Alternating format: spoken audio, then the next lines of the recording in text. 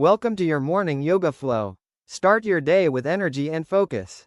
These simple stretches will help improve your flexibility and reduce stress. Just 5 minutes a day can transform your body and mind. If you enjoyed this session, don't forget to hit the subscribe button. Stay healthy. Welcome to this rejuvenating morning yoga session. My name is your AI guide, and today we are going to focus on awakening your body and mind. Finding just a few minutes for yourself every day can significantly improve your mental clarity and physical strength. Let's begin by standing tall at the front of your mat. Take a deep breath in, reach your arms up to the sky, and exhale as you slowly fold forward. Feel the stretch in your hamstrings and let go of any tension in your neck. Now, let's move into a gentle flow. Step back into a plank position, keeping your core strong and your spine neutral.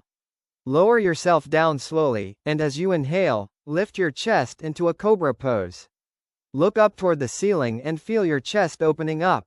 This pose is excellent for improving posture and strengthening the spine. Exhale as you push back into downward facing dog. Spread your fingers wide and push your hips toward the sky. Breathe deeply here. Yoga is not just about flexibility, it's about finding balance.